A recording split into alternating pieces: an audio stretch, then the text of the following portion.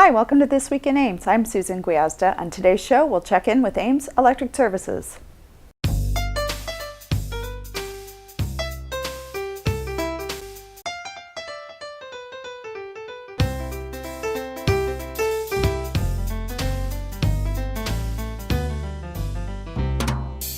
My guest today is Don Kom, Director of Ames Electric Services. Don, welcome to the show. Thank you.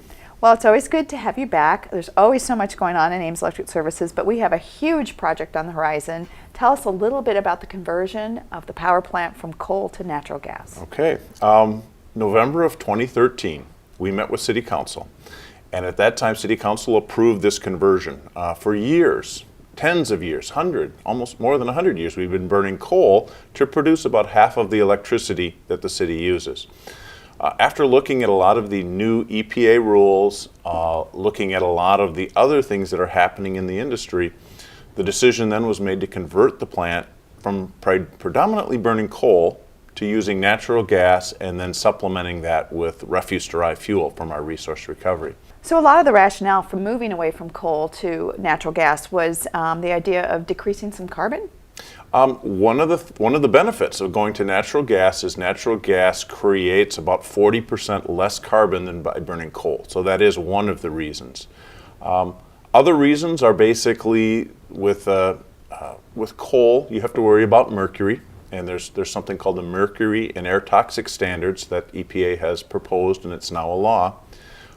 And by going to natural gas, we can basically meet all of the requirements that EPA is placing on us. I know for a while you were exploring ways to sort of scrub or clean the emissions from coal, but in the end, natural gas seemed like the better fit? Right now, when looking at the two options, we could have met all of the requirements and stayed on coal. That would have required a lot of new equipment added to the plant, or alternatively, we could convert from coal to natural gas and still meet a lot of the rules. The new rules that are coming out, predominantly dealing with carbon dioxide, is one of the reasons why it made more sense to switch to natural gas. The conversion timetable? Right now, our goal is to be off of coal on natural gas by April of 2016. There are two basic things that we have to do. One is convert the plant itself, which is changing out the burners in the boiler, running the piping, looking at the control systems inside the power plant. The second piece is we have to get enough natural gas delivered to the city, to the power plant, to make that happen. So let's talk about the actual conversion. Now, would you consider this a major or a minor overhaul? Well, with us, the real focus is on the burners or on the boiler itself. Okay, we're going to continue to basically create a fireball inside the boiler. That creates steam. The steam then travels, goes through the turbine, and that produces the electricity. So we don't have to touch the turbine.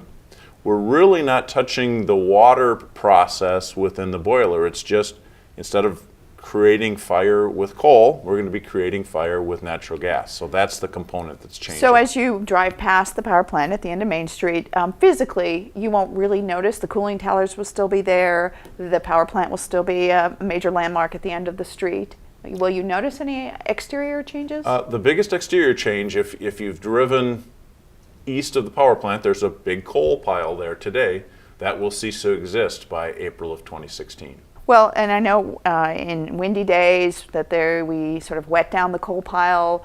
We're in a neighborhood there, and so that actually would be a benefit to people living in close proximity. Correct. We won't have the coal dust and those issues. There is some truck traffic that brings in the coal off of Lincoln Way.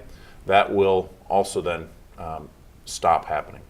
Okay, but the cooling towers will remain in place. The green space in front won't be touched at this point? That is correct. Okay, and then you mentioned the second part of this, the component of getting natural gas to the power plant. How do you envision that working? Well, one of the things that we studied early on in looking at this was to obviously run a power plant, you use a large amount of fuel, whether it's coal or natural gas. We looked at basically how would we get enough gas to the power plant, and there's not enough delivery capability that exists within the city. The two options that we studied were, one is to build our own gas line to the power plant out to a major pipeline that exists near Story City. The other option that was before us was Alliant, which is the local gas provider here in the city, also known as Interstate Power, was looking at building a line. In fact, they're under construction as of right now to bring a large amount of natural gas down 35 towards Ames. And about a week ago at the last council meeting, we did recommend and gained approval from City Council to sign a long-term contract with Alliant, and they'll then provide delivery, not the gas itself, but the delivery from the major pipeline down in and to the plant. So in a sense, we're sort of renting that transportation mode of getting the gas to the power plant? I've never heard of the term used renting, but we've signed a services contract, so they're providing a service to us, yes. Okay. So big changes ahead for the power plant. For the average person, they may not notice the difference. From a user perspective, am I going to notice any difference when we convert from coal to natural gas? The electricity will look exactly the same. Your lights will be as bright as they ever were.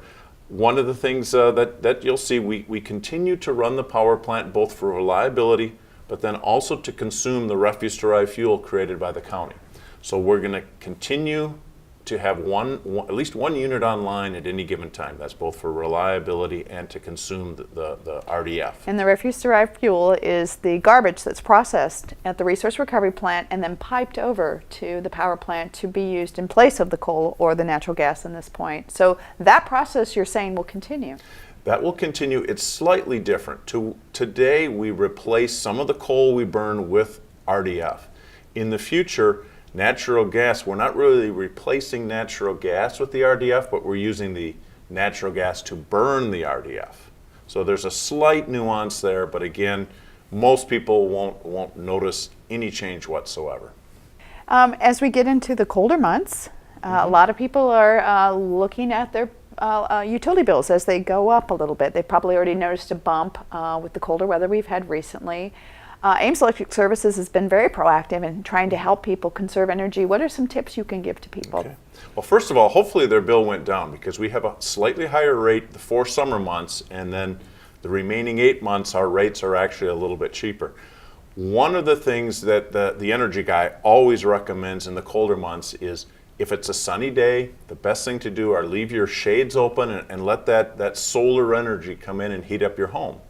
And then as the sun goes down, or if it's a cloudy day, have those shades drawn, and then that works as further insulation to keep your home warmer. You know, I'm so glad that you brought up solar energy because Ames is actually very progressive in its encouragement of solar and wind energy. Talk a little bit about what an individual can do to take advantage of solar or wind. Well, let me start even a little bit higher than that. It's good to point out because people may not realize it, but we do have a large amount of wind generation within what we call our generation portfolio. Several years ago, we signed a long-term contract to take the output of a wind farm over by Colo. We get about 36 megawatts of our wind, which is about 16-17% of our energy use comes off that wind farm. Some of that energy then is also used by Iowa State. About a sixth of it is for Iowa State. So at a utility grid or a utility scale size, we do have a fairly large portfolio of wind. From a local standpoint, solar is something that we do offer rebates on. For every kilowatt installed, we offer a $500 per kilowatt installed rebate. And there have been about a half a dozen installations of solar on homes.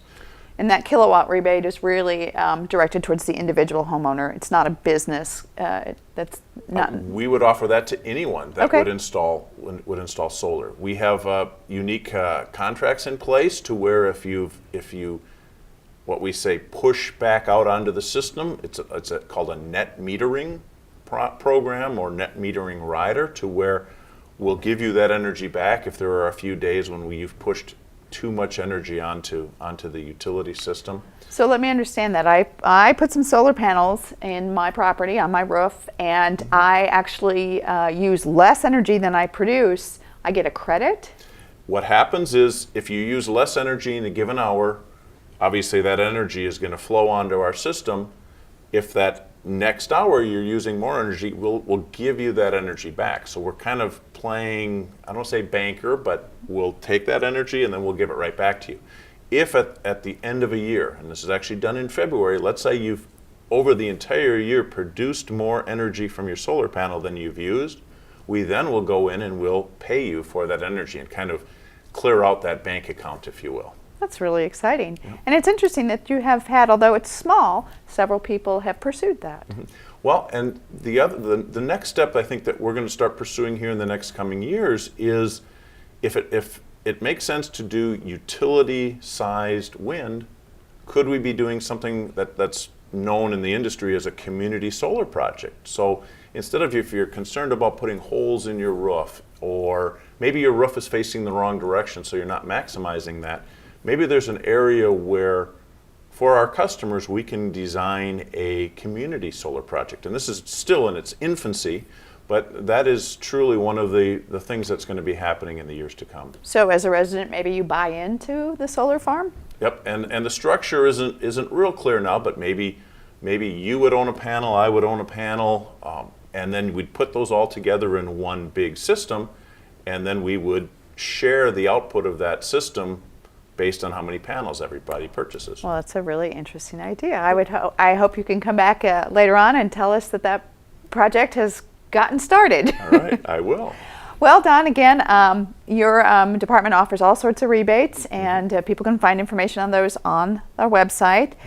In addition to lighting and appliance rebate, one of the popular ones at this time of year is the home energy audit. Yes, and that's real easy. In fact, there was a lady that called me up yesterday and says, what is this audit thing and how do I get it? And walked her right through, right on our website, cityofames.org. You go to the Smart Energy and Residential Programs, and in there, you just click on it. There's a form to fill out, and we'll set it up, and we have an expert come out, look at your home, and give you suggestions. It's all free, and give you suggestions on how to save some energy. Yeah, that's great. I know that's one of the ones you can sign up online, or you can download the application and send it in. It does take a couple hours of your time with an energy auditor, but I have done it and found a lot of helpful information. Those low-hanging fruit, the things I could do right away, and then I sort of prioritized a list of things I could do long-term. It's interesting you say that. I had one done at my home, and one of the things I didn't realize is I have a gas fireplace, and he recommended that I turn off the pilot in the summer. And it made perfect sense. I hadn't done that for years, but by turning off the pilot, I wasn't heating the fireplace while cooling the rest of the house. And it saved me a little bit of money. Yeah, some of those obvious ones, so that's great. Well, again, thank you for coming on the show today. I know you're busy and so much exciting things are happening, so I hope you'll come back. I will. Thanks. Thank you. Thanks, Don. Well, if you want more information on home energy audits or any of the smart energy programs, remember you can get that information at our website at cityofames.org/smart energy. Other things for your calendar for November, remember City Hall will be closed on Tuesday, November 11th for Veterans Day. Also, if you missed the first Yard Waste Free Day, there are 3 more Saturdays where you can dispose of your yard waste at no charge. Those are Saturday, November 8th, Saturday, November 15th, and Saturday, December 6th. Information on those is also at our website at cityofames.org. Well, that's our show. Thanks for watching, and tune in next week for This Week in Ames.